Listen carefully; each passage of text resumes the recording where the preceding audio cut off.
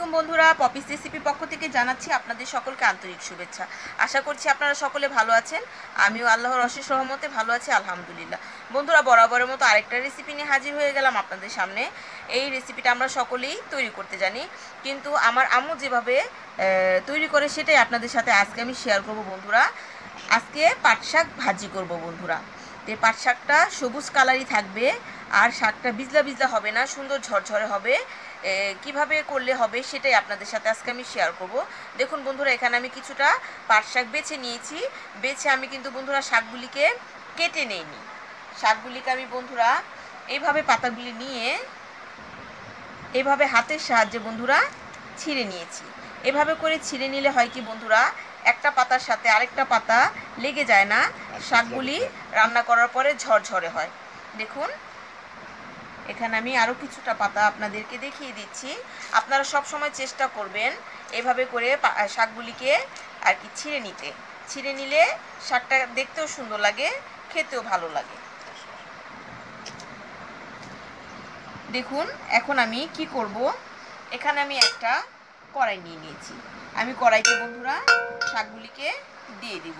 শাকগুলি কিন্তু আমি বন্ধুরা বেছে ভালো করে ছিলে পরিষ্কার করে ধুয়ে নিয়েছি। এখন এতে আমি দিয়ে দেবো বন্ধুরা, এখানে কিছুটা পেঁয়াজ কুচি নিয়েছি, রসুন কুচি নিয়েছি, কাঁচামরিচকে ফালি করে নিয়েছি। আমি ঝালের পরিমাণটা বেশি দিয়েছি, আপনারা আপনাদের পরিমাণ মতো দিয়ে দিবেন।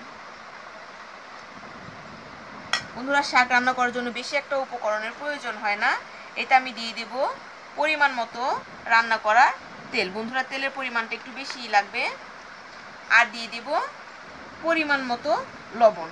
বন্ধুরা, প্রথম পর্যায়ে লবণটা কম দিবেন, কেননা শাকটা এখন বেশি দেখা যাচ্ছে, রান্না করার সময় শাকটা কমে যাবে, তখন কিন্তু লবণটা আর বুঝতে পারবেন না, বেশি হয়ে যাবে।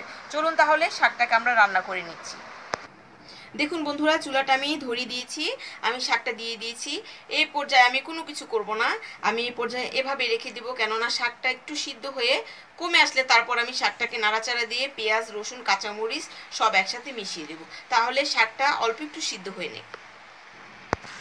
দেখুন বন্ধুরা, শাকটা কিন্তু কমে গেছে। এখন আমি শাকটাকে ভালো করে নাড়াচাড়া করে উপর নিচ করে দেব। বন্ধুরা, এভাবে শাকটা রান্না করলে পেঁয়াজটা রসুনটা অল্প একটু কাঁচা কাঁচা থাকে, খেতে অনেক ভালো লাগে। আপনারা বাসায় ট্রাই করবেন।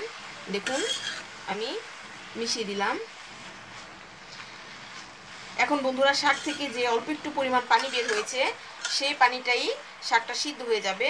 তারপর আপনাদেরকে আমি দেখাচ্ছি। আর কিছুক্ষণ রান্না করে নিচ্ছি। দেখুন বন্ধুরা, পানিটা শুকিয়ে গেছে। শাকটাকে আমি কিন্তু একটু ভাজা ভাজা করে নিয়েছি। শাকটা আমার রান্না কমপ্লিট হয়ে গেছে। শাকের কালারটা কিন্তু সবুজই রয়ে গেছে বন্ধুরা, আর একটা পাতার সাথে কিন্তু আরেকটা পাতা লেগে যায়নি। আপনারা যদি এভাবে রান্না করেন তাহলে আপনাদেরও পাট শাক ভাজিটা ঠিক এরকমই হবে। চলুন তাহলে এখন আপনাদেরকে পরিবেশন করে দেখাচ্ছি আজকে আমার পাট শাক ভাজির রেসিপিটা কেমন হলো। তাহলে আপনাদেরকে পরিবেশন করে দেখাচ্ছি।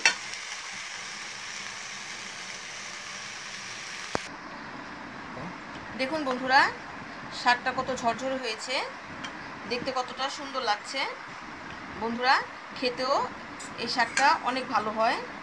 আপনারা এভাবে বাসায় ট্রাই করবেন, আর আমাকে কমেন্ট করে জানাবেন যে আজকে পাট শাক রান্নাটা কেমন হলো। আশা করছি আজকের ভিডিওটা আপনাদের কাছে ভালো লাগবে। বন্ধুরা, যদি ভালো লেগে থাকে তাহলে অবশ্যই আমার চ্যানেলটাকে সাবস্ক্রাইব করে দিবেন। যারা আমার পুরনো বন্ধু আছেন তাদের সকলকে অনেক অনেক ধন্যবাদ আমার সাথে পাশে থাকার জন্য। আর বন্ধুরা, যারা নতুন আমার ভিডিওটা দেখছেন, যদি ভালো লেগে থাকে তাহলে আমার চ্যানেলটা সাবস্ক্রাইব করে দিবেন। আর যদি ভালো না লাগে তাহলে দেখতে থাকেন, দেখতে দেখতে অবশ্যই একদিন ভালো লেগে যাবে, তখন আমার চ্যানেলটা সাবস্ক্রাইব করে দিয়েন। আজ তাহলে এই পর্যন্তই শেষ বন্ধুরা।